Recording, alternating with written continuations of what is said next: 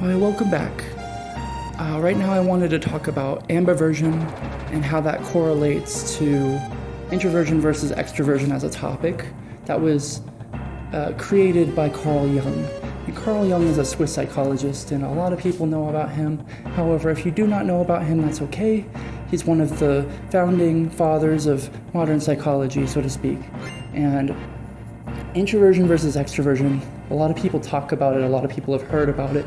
If you haven't, introversion is you feel tired when you interact with people and you need alone time to recharge. And extroversion is you go out and you feel energized by people. However, when you spend time alone, you find yourself very tired, very depressed, and you feel like you want to hang out with people. And so it's really that simple. And I wanted to say ambiversion is the concept of an in-between. And that defeats the whole purpose of the topic, right? So introversion versus extroversion, it's spoken about as if it was a spectrum. And Carl Jung is very forward about this. He says not everyone is completely introverted and not everyone is completely extroverted. However, people fall within a spectrum and they fall within one side or the other. And so ambiversion is kind of an oxymoron in that sense where let me give you an example just to really give you perspective on how I view it. Computers think in binary, correct? Binary is 1 or a 0, and 1 means on and 0 means off. And you can't have a 0.5 in that system. There's no such thing as a 0.5. It's either off or on. It's a true or false statement. And I believe that this psychological concept is a very true or false statement with how it's formatted. So saying a maybe isn't a valid answer because, yeah, you could have traits of both. And I think a lot of people who say they're ambiverted are people who are extroverted that think that they are ambiverted because they enjoy spending time alone. And it's okay for an extrovert to want to spend time alone because everyone gets tired from social situations, regardless of who you are. You can't constantly be around people unless you're just very, very high in extroversion, which is pretty rare. But extroverts, they got their own personal projects. They do stuff on their own. That doesn't mean, but they still get recharged by hanging out with other people. They don't have to constantly be around people to be extroverted. It just means that they desire to be around people. They feel recharged and regenerated.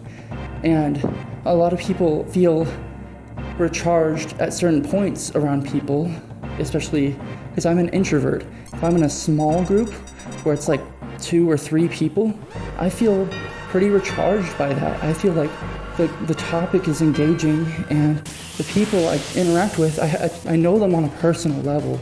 So it's very personal. And then I think extroversion can be very impersonal. It feels as though, and it can be personal too, but you don't know the people as well. So some people are more comfortable with people they don't know, and other people are more comfortable with people they know really well. And that's what I'm saying is maybe if you're ambiverted, you like to bridge between the two. You like people, and that's why I say you're extroverted, but you like bouncing between big groups of people and small groups of people, and that's all right. Or you like being alone every now and then, and like I said, it's a spectrum, so you don't have to be completely hardcore extrovert to be an extrovert.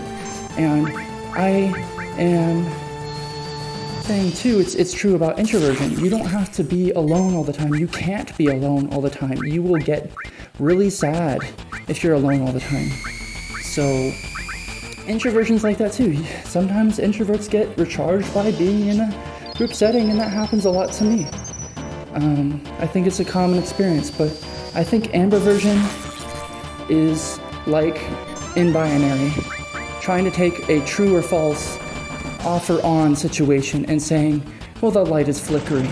And it's well, computers don't care about a light that's flickering. There's no 0.5, there's no in between. It's off or on. And you can use a string of off and on to create a character, like the letter A. And I don't know enough about binary to know the exact code right now off the top of my head for A.